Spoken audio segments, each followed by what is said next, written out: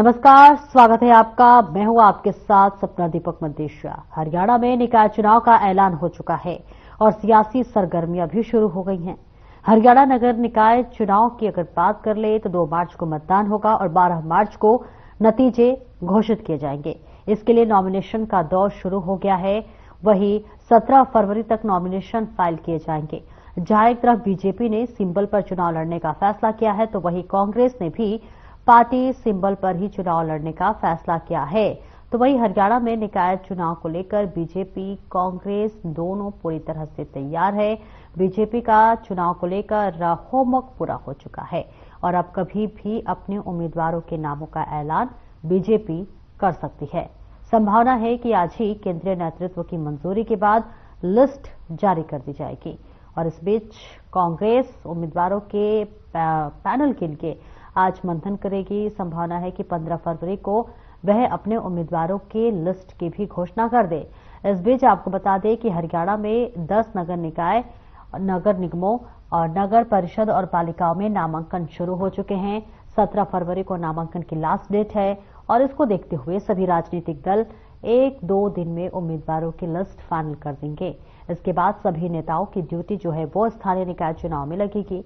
इसके लिए योजना तैयार की जा रही है कि किस नेता को ड्यूटी कहां लगेगी, चिंतन मंथन किया जा रहा है और ये निर्णय पहले ही हो चुका है कि पार्टी जो है, आपको बता दें कि विधानसभा चुनाव के तर्ज पर स्थानीय निकाय चुनाव लड़ेगी। पार्टी के हर विधायक, मंत्री व सीएम के अलावा सभी पदाधिकारियों को चुनावी मैदान में प्रचार के लिए उतरना पड़ेगा। तो वही पार्टी की बैठक में यह भी चर्चा हुई है कि जिन वर्करों, पदाधिकारियों ने लोकसभा, विधानसभा चुनाव में महत्वपूर्ण भूमिका निभाई है, उनको टिकट देने में जो है एक तरह से कहे तो तवज्जो दी गई है। साथ ही महिलाओं को भी टिकट दी गई है। वहीं मुख्यमंत्री नायब सिंह सैनी, पूर्व मुख्यमंत्री एवं केंद्रीय मंत्री मनोहर लाल, भाजपा प्रदेशाध्यक्ष मोहन लाल बडौले के अलावा प्रभारी सतीश पुनिया ने भी देखिए दिल्ली में हुए चिंतन मंथन में निकाय चुनाव को लेकर अपने सुझाव भी दिए हैं और इसी के साथ साथ सभी की सहमति के बाद ही टिकटों के पैनल बनाकर हाईकमान को भेजे गए हैं। वहीं निकाय चुनाव को लेकर कांग्रेस का पैनल पर मंथन आज पूरा हो जाएगा। इसके बाद प्रदेश भर पर जो पैनल पर मंथन होगा और इस बीच 15 फरवरी को प्रत्याशियों के नामों का भी ऐलान हो जाएगा और इसके बाद 2 दिन जो है नामांकन के बनेंगे और ऐसे में कांग्रेस सभी समीकरणों को 7 प्रत्याशी चुनाव मैदान में उतरेगी। तो वहीं कांग्रेस ने पिछला नगर निगम का चुनाव सिंबल पर ही लड़ा था। इस बार नगर परिषद चेयरमैन का चुनाव भी सिंबल पर ही लड़ेगी। तो किसकी कितनी तैयारी है ये भी देखना दिलचस्प होगा। वहीं पूर्व मंत्री गीता भुक्कल की भी देखिए अध्यक्षों वाली कमेटी मैनिफेस्टो तैयार कर ली गई है। कमेटी को लेकर एक बैठक भी हो चुका है। कांग्रेस शहरी लोगों के साथ वादे करके चुनाव मैदान में उतरेगी। तो गीता भुक्कल ने भी देखिए, हमने कल आपको बताया था कि उन्होंने एक बड़ा आरोप लगाया था, बड़ा बयान दिया था जिसमें उन्होंने कहा था कि कांग्रेस जो है उसकी तैयारी पूरी हो चुकी है। तो वही बीजेपी में जो है तैयारी नहीं है और कहीं ना कहीं अनिल विज को भी लेकर देखिए गीता भुक्कल ने बयान दिया था कि जिस तरह से उन्हें कारण बताओ नोटिस दिया गया, कहीं ना कहीं बीजेपी में अपने ही नेताओं को बोलने का अधिकार नहीं है, उनसे वो अधिकार छीने जा रहे हैं और इसी के साथ साथ जो तमाम नेता हैं उन्हें बोलने का अधिकार बीजेपी नहीं दे रही। फिलहाल आपको बताते चले कि निकाय चुनाव को लेकर सभी तैयारियां बीजेपी की तरफ से पूरी कर ली गई हैं और किसी भी वक्त बताया जा रहा है कि आज प्रत्याशियों के नामों की घोषणा कर दी जाएगी कि कौन कौन वो दिग्गज हैं जो कि मैदान में उतरेंगे। और ऐसे में कांग्रेस की भी देखिए 17 फरवरी तक, अब आपको बता दें कि लिस्टों के जो है चुनाव के जो नामांकन है वो लास्ट डेट है और ऐसे में आज किसी भी वक्त बीजेपी अपने जो दावेदारी है, जो दावेदार है, उनके नामों का ऐलान कर सकती है।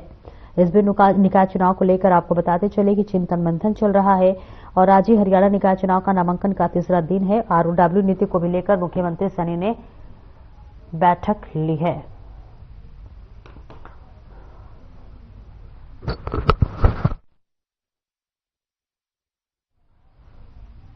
निकाय चुनाव को लेकर देखिए सभी पार्टियां तैयार है, इनेलो भी तैयार है, बीजेपी, कांग्रेस यानी तमाम पार्टियां जो है वो निकाय चुनाव को लेकर पूरी तरह से तैयार हो चुकी है। करेंगे इसी पर चर्चा। हमारे साथ खास मेहमान जुड़ रहे हैं। बीजेपी से रामराज शर्मा हमारे साथ जुड़ रहे हैं। स्वागत है सर आपका। कांग्रेस से जो है नीरज गुप्ता हमारे साथ जुड़ा। सर, आपका भी बहुत बहुत स्वागत है। शुरुआत रामराज्य शर्मा जी आपसे करूंगी। देखिए, बात चुनाव की जब होती है, चाहे वो निकाय चुनाव हो, विधानसभा चुनाव हो, लोकसभा चुनाव या फिर चुनाव कोई भी हो, बीजेपी हमेशा से राष्ट्रीय मुद्दों को आगे लाती है। स्थानीय निकाय चुनाव की अगर हम बात कर ले तो इसमें स्थानीय निकाय चुनाव जो है क्षेत्र के मुद्दे सबसे बड़े होते हैं। ऐसे में क्या कुछ रणनीति इस वक्त बीजेपी लेके आ रही है? देखो, मैं आपको बताना चाहूंगा, जिस तरह से दिल्ली की देवतुल्य जनता जनार्दन ने हमारे को आशीर्वाद दिया, ये दिल्ली की देवतुल्य जनता जनार्दन की जीत है। ये विश्व के सबसे लोकप्रिय और ताकतवर प्रधानमंत्री आदरणीय नरेंद्र मोदी जी की नीतियों की जीत है, उनकी गारंटी की जीत है, उनके सिद्धांतों की जीत है। ये हमारे बहुत ही मजबूत गृह मंत्री, जो लोह पुरुष के नाम से जाने जाते हैं, सरदार पटेल जी के बाद में सबसे मजबूत गृह मंत्री के रूप में जाने जाते हैं, हमारे प्रसिद्ध रणनीतिकार हैं, चाणक्य हैं, आदरणीय अमित शाह जी, उनकी चाणक्य नीति की जीत है। हमारे मनोहर लाल जी बूथ मैनेजमेंट में माहिर हैं, ये उनकी जीत है। हमारे मुख्यमंत्री जी ने जिस तरह से वहां चुनाव प्रचार किया, जिस तरह से केजरीवाल की बात का जवाब दिया, जैसे उन्होंने कहा था, जब हरियाणा सरकार जो यमुना नदी, गंगा नदी और हमारी सरयू नदी हम माता के नाम से जाने जाते हैं, यमुना मैया के ऊपर उसका आरोप लगाया, हरियाणा सरकार इसमें जहर घोल रही है, जहर घोल के दिल्ली वालों के पास में भेज रही है। जिस तरह से माननीय मुख्यमंत्री जी जो अंतिम छोर है हरियाणा का, उसके आगे दिल्ली शुरू हो जाता है पल्ला घाट। पल्ला घाट पर जाकर माननीय मुख्यमंत्री जी ने केजरीवाल को ललकारा, उसको बुलाया कि आप आइए केजरीवाल जी, अपने चीफ सेक्रेटरी को भी लेकर आइए। और उन्होंने यमुना मैया का जल पिया और फिर उन्होंने उनको चैलेंज भी किया कि जहां राजघाट पर महात्मा गांधी जी विराजमान है, आप भी वहां जाइए, यमुना नदी वहां से गुजरती है। लेकिन कांग्रेस तो कहती है कि गंगा की सफाई हुई नहीं, यमुना की सफाई कर रहे हैं। आप भी यमुना का जल पीजिए या फिर देवतुल्य जनता जनार्दन से माफी मांगिए, हरियाणा की जनता जनार्दन से माफी मांगिए। आपने बहुत ये पाप किया है, जिस तरह से आपने ये आरोप लगाए हैं, और दिल्ली की जनता ने उसका जवाब भी दे दिया। इस तरह से हरियाणा की जनता में बहुत बार इस बात का रोष था और हरियाणा की जनता जागरूक हो चुकी है। कांग्रेस की ठगी चोरी की दुकान बंद कर दी है जनता ने। इस तरह से 5 लोकसभा सीटें इन्होंने झूठ बोल के जीती थी। इन्होंने बहुत ज्यादा ठगी ठोरी करी थी, इन्होंने झूठ बोला था, आरक्षण खत्म कराया जा रहा है, आरक्षण खत्म कराया जा रहा है, संविधान बदला जा रहा है, संविधान बदला जा रहा है, बहनों के खाते में 1 लाख आएंगे, 8,500 रुपये महीना आएंगे, फटाफट झूठे गारंटी कार्ड तक इन्होंने बांट दिए थे। तो जनता में बहुत भारी प्रतीत होता, बदले की भावना थी, जनता ने वो बदला लिया और स्पष्ट बहुमत से हमारी सरकार बनाई। आदरणीय नायर सिंह सैनी जी को दूसरी बार मुख्यमंत्री बनाया और तीसरी बार हमारी सरकार बनाई, जैसे केंद्र में बनाई थी, हरियाणा में भी तीसरी बार हमारी सरकार बनी। और बहुत ही लोकप्रिय मुख्यमंत्री, जन जन के चेते, युवाओं के हृदय सम्राट, जिसको छत्ती बरादरी का आशीर्वाद प्राप्त है, छत्ती बरादरी को साथ लेके चल रहे हैं, समान विकास कार्य पूरे प्रदेश में करवा रहे हैं। हरियाणा एक, हरियाणवी एक, सबका साथ, सबका विकास, सबका विश्वास, इस पैटर्न पर हमारी सरकार काम कर रही है। जिस तरह से मुख्यमंत्री जी की लोकप्रियता जन जन को भारी है, मैं दावे के साथ कह सकता हूं, छोटी सरकार, जो निकाय चुनाव छोटी सरकार के नाम से जाने जाते हैं, छोटी सरकार में निश्चित रूप से कमल खिलेगा और जनता के आशीर्वाद से खिलेगा। और जिस तरह से कांग्रेस पार्टी वाले देवतुल्य जनता जनार्दन को जिस तरह से कोसते हैं, ये कहते हैं कि बीजेपी का वोटर राक्षस है, राक्षस है। मैं कुरुक्षेत्र की धरती पर खड़ा होकर श्राप देता हूं, बीजेपी का वोटर राक्षस है। और हम जो देवतुल्य जनता जनार्दन को हम भगवान कहते हैं, उनका आशीर्वाद लेते हैं, ये राक्षस कहते हैं। तो जनता ने उसका सबक भी सिखा दिया। अरे फिर कहते हैं मैं श्राप देता हूं, कुरुक्षेत्र की धरती पर खड़ा हो गए। अरे तेरा श्राप कोई दुर्वासा मुनि का श्राप है क्या भाई? अरे जनता तो भगवान का रूप है, श्राप हो सकते जिसने आपको हरियाणा की राजनीति से बाहर कर दिया। राजस्थान में जाकर आपने एमपी चुनाव लड़ना पड़ा। जिस तरह से मेरिट के आधार पर हमारा किसान का बेटा, मजदूर का बेटा, गरीब का बेटा बिना खर्ची बिना पर्ची के मेरिट के आधार पर नौकरी लग रहा है, जिसकी 3 पीढ़ी खाली थी, कोई चपरासी नहीं लगा था, अब क्लास 1 अफसर लग रहा है। ये आदरणीय हमारे मनोहर लाल जी ने शुरू किया था उस टाइम मुख्यमंत्री थे, आज वो केंद्रीय मंत्री हैं, और उसका फॉलोअप, उसका अनुसरण आदरणीय नायब सिंह सैनी माननीय मुख्यमंत्री जी कर रहे हैं। ये अपना अपना उदाहरण है। आज चारों तरफ खुशी का माहौल है। आज किसान का आशीर्वाद हमारे साथ है, क्योंकि किसानों के लिए काम किया। 24 फसलों पर माननीय मुख्यमंत्री जी ने रामराजेश जी, लौटती हूँ आपके पास। नीरज गुप्ता जी, आपके पास आना चाहूंगी। देखिए, रामराजेश शर्मा जी ने भी, आपने सुना कि जितनी भी सीटें कांग्रेस जीती है सब झूठ बोल के जीती है, जवाब दे दीजिए। के खून में है, झूठ बोल के इनके प्राइम मिनिस्टर गंगा जी कसम खा के सत्ता में आए। अब गंगा जी माता को बेवकूफ बनाया, अब चले जमुना जी को बेवकूफ बनाने के लिए। जमुना माता जी को पता चलेगा जमुना कितनी साफ होगी। सत्ता तो हाथ लगी गई ठगी चोरी से, झूठ बोल के। आज तक तो 11 साल में गंगा साफ नहीं हुई। अभी देख लेंगे आने वाले साल में जमुना कितनी साफ होती है। मैं तो ये कामना करता हूँ कि झूठ ना बोले और जमुना को साफ करके दिखाएं, ताकि अगली बार छठ पूजा बनाए तो मेरी माताएं बहनें, दिल्ली की जनता बिना झाग के पूजा करें, जो हर बार झाग में पूजा करना पड़ता था ना इनको, तो वो देखेंगे। और रही इनकी ठगी चोरी की दुकान, अरे इनका जो पहले वाला मुख्यमंत्री था वो तो अपनी सभा में कह रहा था सरेआम कि फरसे से गर्दन उड़ा दूंगा, और ये यहाँ के इनके प्रवक्ता बैठे झूठ बोलते शर्म नहीं आती। एक संवैधानिक पद पे ऊंचे बैठ पे उसने ऑन रिकॉर्ड कहा तेरी फरसे से गर्दन काट दूंगा। अरे मैं तो कोई कानून का रखवाला होता ना, कोई और होता तो उसको भंग कर देते, एफआईआर दर्ज होती। तो ये तो ऐसी ऐसी भाषा इस्तेमाल करते हैं, ये क्या बताएंगे जनता को। जनता को तो ठगिए चुके हैं। और दो ठग कौन है पूरा वर्ल्ड जानता है, पूरा हिंदुस्तान जानता है कि इन दो ठगों ने झूठ बोल के सत्ता हटाई। और मुझे कहने की जरूरत नहीं, रामराज जी भी अच्छी तरह जानते हैं। तो इनका ग्राफ क्या है, ये काम की तो बात करेंगे नहीं। देखो नगर निगम चुनाव की डिबेट हो कहां से कहां देंगे। अच्छा वही उनकी पुरानी रटी बातें, तो कभी भी कोई डिबेट में कोई चेंज नहीं होता। मैं से 6-7 महीने 8 महीने से लगातार डिबेट कर रहा हूँ, वही लोकसभा चुनाव से पहले डिबेट, वही बातें। ठगी चोरी, ठग गया, ठग चोर दो आप बैठे हो जो जनता को लूटते हो, जिसका राष्ट्रीय अध्यक्ष ऑन रिकॉर्ड रिश्वत लेते पकड़ा गया है। ठगों की पार्टी है, सब जानते हैं। और जो इसमें बोलने की आजादी नहीं है, जिसको बोलना है उसको कारण नोटिस सुना दिया, और सब जानते हैं। अब मैं करूंगा मुद्दों की बात। ये मुझे सारी बातें इसलिए करनी पड़ी, इन्होंने हम पे इल्जाम लगाए, झूठ बोल के तब सत्ता में आ गए। भैया आपको तो जनता ने 50 साल जनता ने शासन से बाहर रखा, हमारा शासन आया। अब देखिए हमारी नगर निगम की चुनाव पूरी तैयारी है। और निश्चित तौर पे देखिए जो बड़ी बड़ी बात करते हैं राष्ट्रीय पार्टी, आज तक इनकी लिस्ट नहीं आ पाई। और हमारी लिस्ट शाम तक ये हमने साल लगभग 99% सारा काम कर लिया हमने। डिस्ट्रिक्ट वाइज मैनिफेस्टो भी तैयार कर लिया, हर डिस्ट्रिक्ट में क्या क्या समस्या है उसको भी सारा हमने तैयार कर लिया है। और हमारी लिस्ट कल तक डिक्लेयर हो जाएगी। इनका तो अभी दूर तक नामो निशान नहीं पता। ये तो कह रहे थे हम तो इतने पहले इलेक्शन में, आज तक उनकी लिस्ट ही नहीं आई। तो देखिए, और हम मुद्दों को लेकर चुनाव लड़ेंगे, चाहे सत्ता आए चाहे ना आए। हम कोई धर्म की राजनीति नहीं करेंगे, आपस में लड़ाने का काम नहीं करेंगे। ना तो हम गंगा माई के नाम पे वोट मांगेंगे, ना हम जमुना माई के नाम पे वोट मांगेंगे। हम मांगेंगे काम के आधार पर। जो मुद्दे हैं हमने हर डिस्ट्रिक्ट वाइज मुद्दे तैयार करे, कौन से शहर में क्या घोटाला है, नगर निगम में क्या कमी है, उसको जनता के बीच लेके जाएंगे। और जनता देखेगी, जनता को मुद्दे ठीक लगेंगे, हमें आशीर्वाद देगी, नहीं बख्शवा देंगे, उसमें क्या दिक्कत है। ये तो चुनाव है, हार जीत चलती रहती है, हर पार्टी मेहनत करती है, हम अपनी मेहनत करेंगे, अपनी मेहनत करेंगे। जनता आशीर्वाद कहाँ दे पा रही है? लोकसभा भी खत्म, विधानसभा भी चुनाव भी खत्म, अब नगर निकाय चुनाव। लोकसभा चुनाव में सीटें कम नहीं है, सब मैं आपको बता दूं 5 सीटें हमारी आई है, 5 सीटें इनकी आई है। अगर आप वोट परसेंटेज में जाओगे तो 39.5 हमारा है, 39.9 है, 0.4 से सिर्फ सीटें चेंज हो गई और कुछ कहाँ चुक रह जा रहा है सर, कहाँ चुक रह जा रहा है? और पिछले लोकसभा चुनाव में हमारे पिछले वोट परसेंट 28%। और ये ठीक है, हमारी 7-8 सीटें चली गई आम आदमी पार्टी से, क्योंकि आम आदमी पार्टी जिन सीटों पर आ रहे हैं जितने मार्जिन से आ रहे हैं 2-2.5 उतना वोट परसेंटेज आम आदमी पार्टी लेगी। हमारी 7-8 सीटों की कमी रहेगी, लेकिन हम मजबूत पक्ष की भूमिका निभाएंगे। ठीक है, रामराजेश शर्मा जी जवाब दे दीजिए। यमुना की सफाई की जिक्र कर रहे थे नीरज गुप्ता जी, कब तक होगी? तो यमुना मैया की सफाई ठगों की पार्टी भी बता रहे थे, इसका भी जवाब दे दीजिएगा। मैं बता रहा हूँ आपको।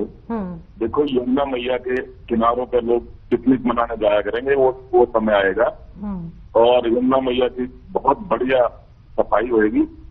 और रही बात इन्होंने गंगा नदी के ऊपर बारे में कहा, गंगा नदी बिल्कुल साफ है, इनका मन साफ नहीं, इनका मन मैला है। और जिस तरह से ठगों की पार्टी इनकी है, ये झूठ बोलते हैं, जनता के वोटों पे इन्होंने डाका डाला था, इन्होंने झूठ की दुकान खोल रखी थी, इन्होंने झूठ की फैक्ट्री लगा रखी थी। अगर कोई झूठ बोलने में इंटरनेशनल अवार्ड घोषित किया जाए तो कांग्रेस पार्टी उस अवार्ड को जरूर जीतेगी।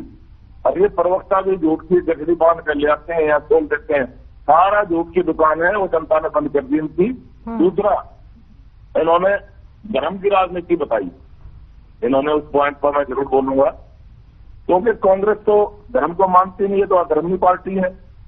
जिस तरह से इतिहास गवाह है, वो तो आप भी पढ़े लिखे हैं, आप बहुत फेमस जर्नलिस्ट हो, आपने पता है जिस तरह से भव्य ऐतिहासिक राम मंदिर का निर्माण अयोध्या धाम में चल रहा था, उनका केस चल रहा था माननीय सुप्रीम कोर्ट में। कांग्रेस पार्टी ने वकीलों की फौज राम मंदिर ना बने, राम मंदिर के अगेंस्ट में वकीलों की फौज माननीय सुप्रीम कोर्ट में इन्होंने खड़ी कर दी थी, बस ताकि अयोध्या में राम मंदिर का निर्माण कार्य ना हो।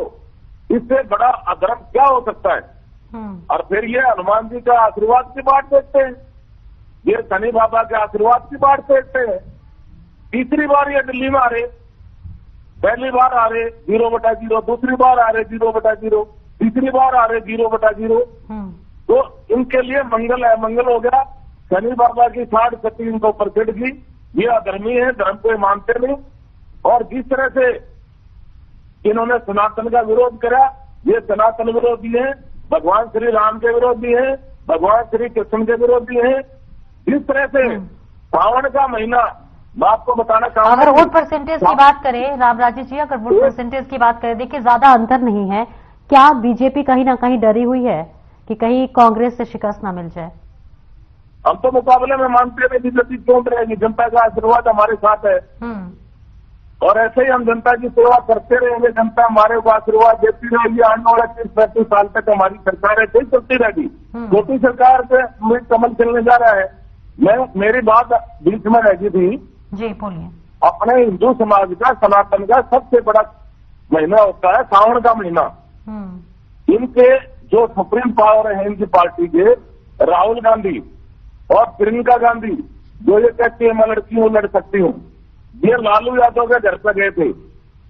वहां पर इन्होंने मटन बनवाया था, बनाना सीखा, वहां ट्रेनिंग ली और फिर खाया और पैक कराया। अरे इससे बड़ा धर्म क्या हो सकता है सावन के महीने में?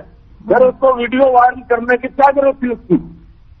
अगर आपका पर्सनल लाइफ है, मैं मानता हूं आप कुछ भी कहो, आपकी पर्सनल लाइफ है, फिर आप वीडियो वायरल करके आप देवतुल्य जनता जनार्दन को क्या संदेश देना चाहते थे? इससे साफ साफ जाहिर होता है ये सनातन विरोधी है, हिंदू विरोधी है, भगवान श्री राम के विरोधी है, भगवान श्री कृष्ण के विरोधी है। और जनता जाग चुकी है, जाग चुकी है। आगे ये 5 टेंथ में चले गए। एक कांग्रेस पार्टी हुआ करती, अगर ये कहेंगे लोग ये कांग्रेस पार्टी हुआ करती, जिन्ना की आत्मा का वास हो गया इनकी पार्टी में, जिन्ना की आत्मा बच गई है, तो इसलिए जिन्ना की भाषा बोल रहे हैं। ठीक है, जवाब दे दीजिए नीरज जी, जवाब दे दीजिए। जिन्ना का आत्मावास हो गया, आपके पार्टी में क्या बात कर रहे हैं? मैडम मेंटल हो गया, मेंटल केस हो गया इसको। मैं ये दिखाना चाहूंगा इस डिबेट में, इसको मैं बीजेपी के आला कमान से विरोध करूंगा, अनुरोध करूंगा, इस डिबेटर को हटाया जाए। इससे बिल्कुल भी IQ लेवल इस बंदे का दिमाग सताया गया है। और भैया कॉन्स्टिट्यूशन में किसने राइट दिया आपको? ये कॉन्स्टिट्यूशन में लिखकर सनातन धर्म में आदमी क्या खाएगा क्या नहीं?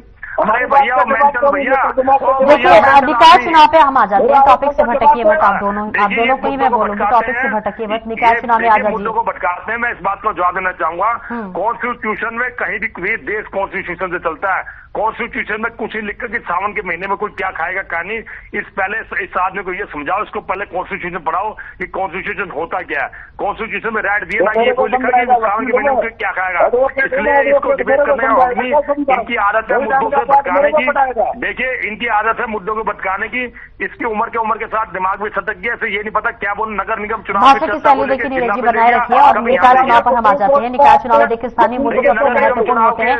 आप उस पर बात कीजिए, क्या तैयारी है कांग्रेस की क्या तैयारी है उसको रखिए। देखिए कांग्रेस की पूरी तैयारी, आप इसे इन्हें तो चुप कराए तभी तो बोलूंगा। राम राजेश जी मैं आपके पास लौटूंगी, बोलिए नीरज जी।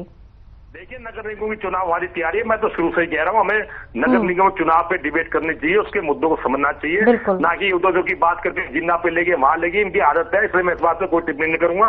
देखिए, हमने नगर निगम की चुनाव की तैयारी कर ली है और मैंने आपको मैनिफेस्टो भी हमारा तैयारी हुआ। हमने डिस्ट्रिक्ट वाइज मैनिफेस्टो बनाया है, डिस्ट्रिक्ट वाइज कमेटियां बनाई है। हर डिस्ट्रिक्ट में नगर निगम में जो लोगों की समस्याएं हमसे पूछ के मैनिफेस्टो तैयार किया, उस मुद्दों को हम लोगों से उठाएंगे। जैसे नगर निगम फरियाद में 200 करोड़ का घोटाला, लाइट की समस्या, सीवर की समस्या, हमने उसकी सारी फोटोग्राफी की है और हमने हर डिपार्टमेंट अलग बनाया है, सोशल मीडिया अलग बनाया, कन्वेंसिंग डिपार्टमेंट अलग है, कंपनी डिपार्टमेंट अलग है। लगभग हमारी तैयारी हो चुकी है और कल नामों की घोषणा हो जाएगी।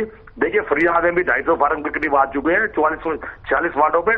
तो ऐसे नहीं है, जो जनता का हाई है और जो उम्मीदवारों को भी हाई है लड़ने के लिए, और हम जनता में मुद्दे उठाएंगे और हमें विश्वास है। देखिए, वोट परसेंटेज हमारा थोड़ा ज्यादा, कोई ज्यादा फर्क नहीं है। हम मुद्दों को अच्छी तरह मजबूती से उठाएंगे, हमें विश्वास है नगर निगम के चुनाव में हमें आशीर्वाद मिलेगा। बिल्कुल, वोट परसेंटेज की अगर बात करें तो देखिए ज्यादा अंतर नहीं है। क्या लगता है कि इस बार रोहतक हम एक तरफा जीतेंगे? रोहतक में कोई दिक्कत नहीं, जहां हमारी जहां जीत हुई है। हाँ, फरियाद में हमें मेहनत करने की जरूरत है, वैसे मानने में कोई गुरेज नहीं, क्योंकि हर चीज की गढ़ होता है। फरियाद थोड़ा बीजेपी का गढ़ है, बीजेपी का गढ़ बना हुआ, वहां में मेहनत करने की जरूरत है। रोहतक में इनका सफाया होगा, आप देखना, अंबाला इनका सफाया होगा, हिसार सफाया होगा, सोनीपत सफाया होगा, देखना। ये नहीं कि अब ये जो अपनी बातें कर रही है, हम एक चुनाव जीत जाएंगे, सब जगह हम ही जीत जाएंगे, ऐसा इम्पॉसिबल है। जनता हमें भी आशीर्वाद देगी, जनता सब समझ रही है। ठीक है, रामराज जी इसका जवाब दीजिए कि हर जगह जीत जाएंगे, ये इम्पॉसिबल है। देखो, दिन में सपने लेने लग गए ये। पहले दिन उन्हें विधानसभा से पहले दिन उन्हें सपने लिए थे, अब भी सपने लेते हैं। सपने लेना कोई बुरी बात नहीं है।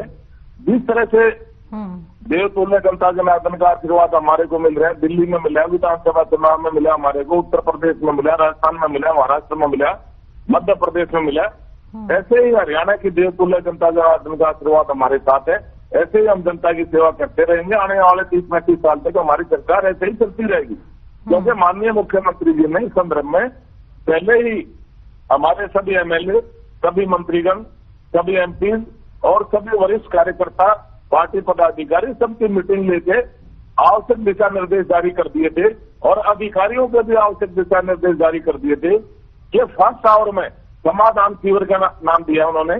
फर्स्ट आवर में वो जनता की समस्याओं का समाधान करें, फिर अपना जो रूटीन मैटर है, जो आपके डेली ये काम है, जन जनता है, फर्स्ट आवर में जनता की समस्याओं का समाधान करें।